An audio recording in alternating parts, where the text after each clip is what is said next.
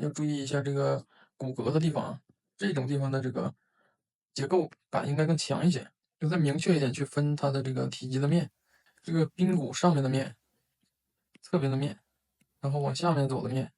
这里微微有一个隆起，胫骨粗隆，这些要主观的把它强化出来，哪怕在模特身上看着不明显，但是要有，先有，再把它处理成一个合适的程度，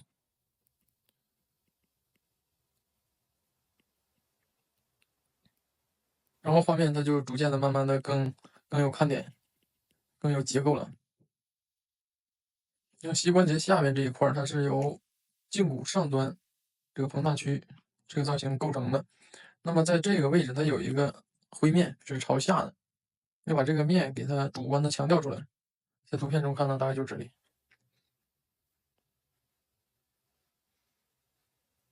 这块再深入一些，现在只是把这个位置啊，肌肉这里画的很重，这块结构呢很弱，那这个造型它就不完整，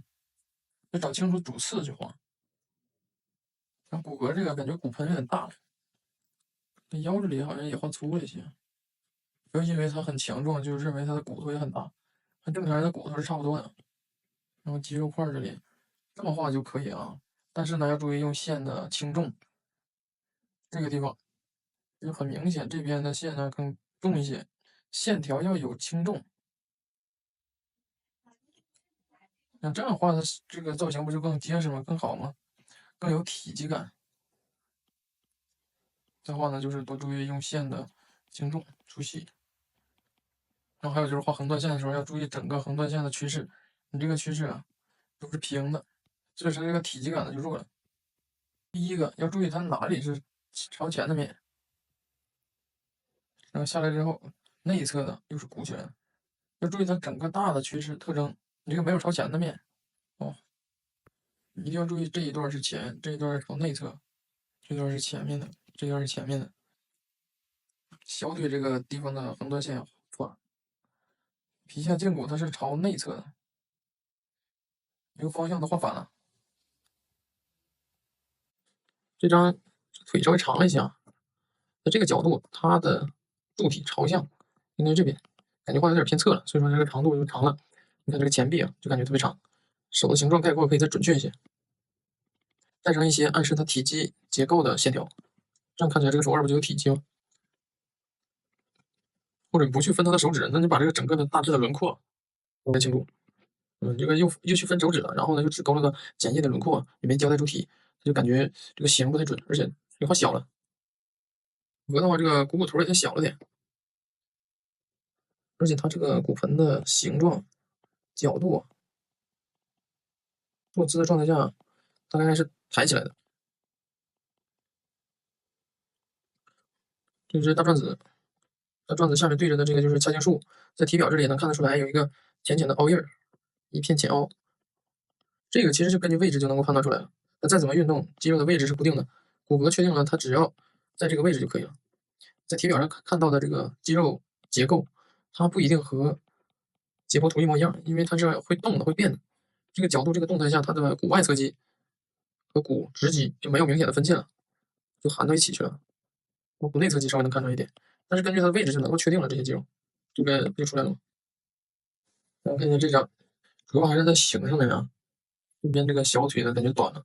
这边这个大腿呢角度稍微有点没有朝过来，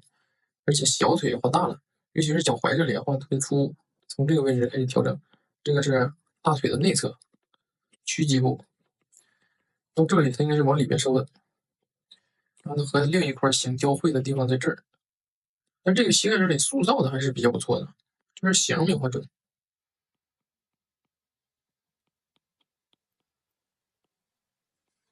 这边这个腿的形状呢大概是这样，然后另一侧大腿呢也长了，所以说小腿呢就跟着画远了。然后看脚跟的这个位置落的这个点和大腿来比较一下，大概有什么样的一个位置关系。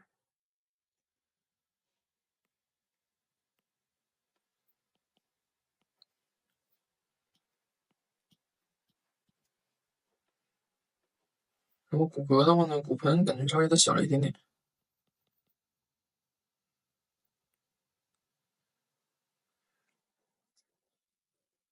肌肉结构没啥问题啊，但是还是画的平啊，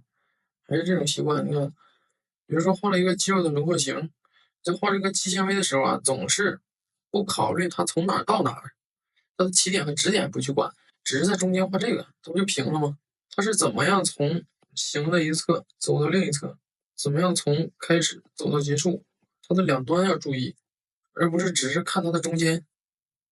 这个腿部呢画的就还不错啊，这个形上面有进步，好了很多了，这个看起来比较舒服一点。但是这边的这条腿啊，感觉还是稍微有点问题啊。我们看到照片啊，它有一个上宽下窄的一个特征，你这个宽窄特征呢不明显啊，应该是这样的。然后还有就是两个锅窝，这两个锅窝它位置相对的关系，从图片中也能看得出来，并且把这个锅窝下来的这一块接到小腿的这一块给它画清楚，它如何和大腿咬合在一起、衔接在一起的，要把这个结构交代清楚，这是一点。然后两个足跟连线，你看这个略平，右侧这个应该更高一点，这些小地方要再多注意。其他结构倒没什么问题。这里啊有点画宽了，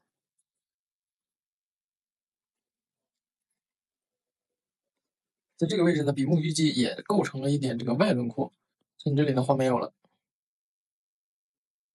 这里也有一点往外鼓凸。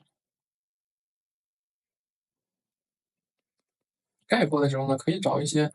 这种线条给它画的偏方一点，让它体积感更明确一些。当有了足够的体积感的时候，再逐渐的把这些棱这种转折的地方弱化进去。这样的话呢，这个造型会更加的结实。先分面，再把面做自然，它的体感就强了。